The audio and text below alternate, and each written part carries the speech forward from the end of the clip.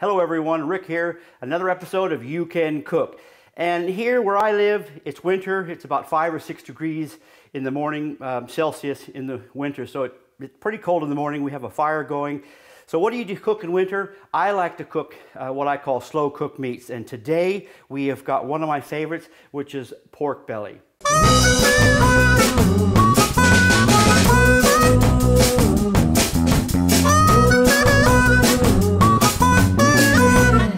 The first thing I'm going to do is just fry up these 5 things here. I've got mushrooms, onions, carrots, garlic, and because I had them in the fridge, what do you call those little things? What do you call those, honey? Brussels sprouts. Brussels sprouts. Okay, so I'm not going to just show you how to fry that up. I mean, everybody knows how to fry. And then we're going to come back, and then we're really going to get into the guts of this dish. Okay, I have fried all those up there. As you can see, they're fairly brown. And what that does is it just produces a really nice flavor. Look, I don't know how many times I've made this dish. I would just sometimes put this stuff in raw, just put it in the oven. It cooks for 4 hours, but that's just that extra little mile. And I'm worth that extra mile. When you're cooking with pork belly, there's a couple of things you have to do, and sometimes your butcher will do this, but the actual rind has to be scored. And I use this little thing right here, a one-sided razor blade, because it's extraordinarily sharp. You need a really sharp knife. Some people use a Stanley knife, and just score it. And if you go down to the meat, it doesn't matter. It's not the end of the world. It doesn't matter how you score it. Most people like to make a diamond shape. So they go one way diagonally and then they go the other way diagonally. And I'll tell you another little trick too, which seems to work better for me, or I like it better. And I've tried just about every possible way to make a good pork crackle. I've looked at everybody's YouTube video and they all seem to have a different way of doing it. And I've just found that usually by leaving this out to dry in the fridge overnight, and it kind of dries that skin. I find that it helps a little bit. Also, the other thing is to use an enormous amount of salt. You know, if at dinner time you sprinkle your salt over your meal, it's probably 20 or 30 times that much salt. And if you don't do that, you're not going to get good crackling, a good crust on that rind. So, what you do, you use a lot of salt. Sprinkle that salt on there. And just rub it in, try to get it in the cracks. Oh, more salt, yeah, love it, love it. And you'll also find, this is pretty thirsty work. It's Saturday, usually at home. I like to drink wine when I'm cooking, so. Back to the job at hand, lots and lots of salt. Some people say to put some oil over that. I've tried that too. It doesn't seem to make any difference. What makes the biggest difference is drying it out and an enormous amount of salt. And you want to get only the salt on the top. You don't want to salt anything else. So lengthwise in my little dish.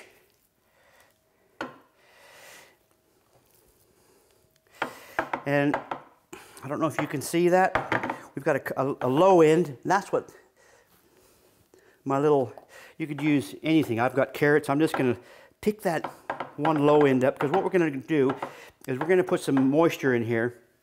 And we want to get the moisture around the meat, but not the rind. The rind has to stay dry. Let's make some room here.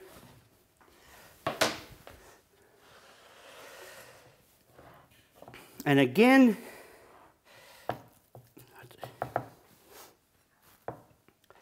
look, you can put water in here, you can put orange juice, you can put wine, any kind of moisture you want, you can think of, you can put in here. Okay, I've got some beef stock. Sounds a bit odd, doesn't it? Beef stock with pork? Oh gosh, why would you? Well, I'm at home. This is what I've got in the fridge. Remember, what's in the fridge? This is what I've got. I don't want to waste it. And I can guarantee you this is still going to turn out super fabulous. It doesn't matter what you use for your sauce. Well, your liquid. Don't get it on the top like I just did. You want to bring it up just below the rind. And it will evaporate. You'll have to check it. Now, if I hadn't had enough of that, I had some wine here. And I was going to top it up with just some white wine. If I didn't have that, I'd use some of my red wine. Okay, so in amongst that, I'm going to put, I don't have a lot of room there. I probably should have put that in first. At the end, we're going to strain this. We're going to get the fat. I'll show you a really neat trick that a lady taught me, how to get rid of fat. You can do the bread trick. It works pretty well, but more of a mess when you waste bread. I don't like to waste anything. And as you know, with most meats, everything has a marriage, like the classic lamb with rosemary, pork and apple, but pork goes extraordinarily well with fennel seed. So I'm going to sprinkle the top with fennel seed, quite a lot of it. I'll move that around. And even though they taste very licoricey if you were to bite on one of those, that doesn't come through when it's actually cooked.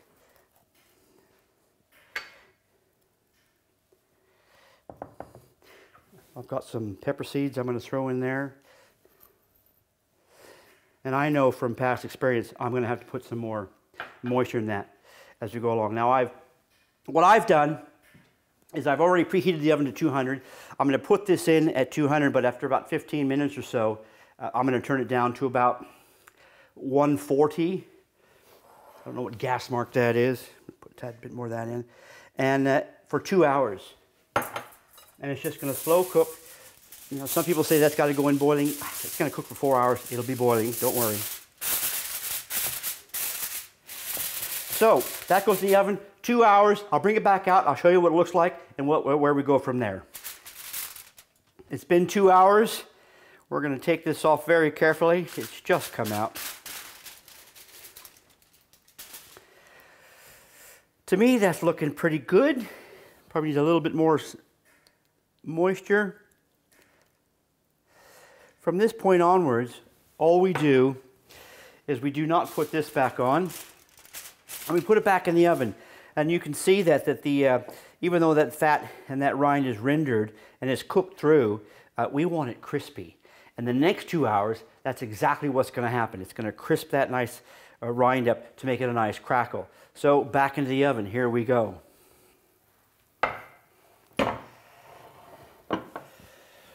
It's been 4 hours. I'm not exactly super happy with my rind, but it'll do. What I do from here is I'm going to take these out. I'm going to strain this whole, the mixture, the moisture, and make it a sauce. But I take everything out. You can leave everything in if you like, as long as you maybe take out your leaves and pepper. Oh, it's fall apart tender. I'm going to put this back in the oven. And basically, just that is just so it keeps warm. I'm going to strain this, and we're going to reduce the sauce. I'm going to show you a really neat way to get rid of the fat. I'm going to pour this in here, big wide area, and all I do, and I learned this from a very smart lady cook. I'm going to pour ice in this, even though this is very warm at the moment. I'm going to pour ice in this. The ice is going to solidify the fat instantly. If you don't have enough ice, it's not going to work. You're just going to really dilute that sauce.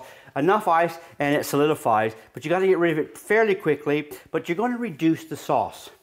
Here we go. Lots of ice. I'll just tip that up, move that around a little bit. I can see the fat solidifying. See all that? That's all fat.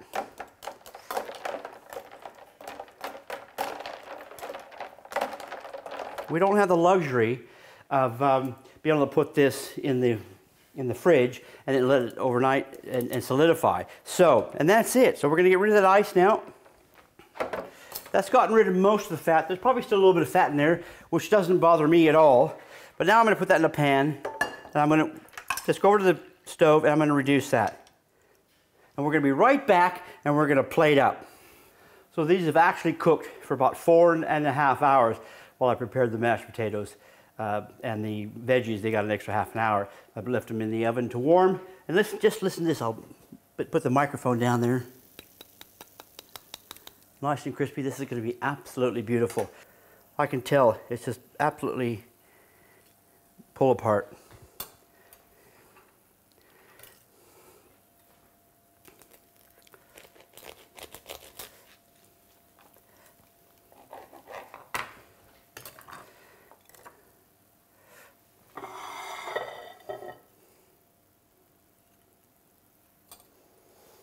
And we've got a little bit of sauce to go over that. Here's the sauce. I've just thickened that a little bit with corn flour. Look, if you haven't ever tried pork belly, give it a try. You're going to absolutely love this. This is really, truly comfort food, one of my absolute favorites. I'm going to probably make several over the course of this show because it's one of my absolute favorites. I actually prefer more of the Asian flavors, but because of the way I've done it today, I'm going to show you in one of the next episodes what we do for breakfast. You're going to love that one. So let's just give this one little taste.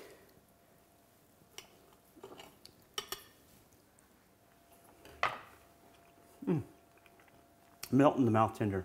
You're going to love that recipe. I'm Rick Michelle. This is You Can Cook. We'll see you soon.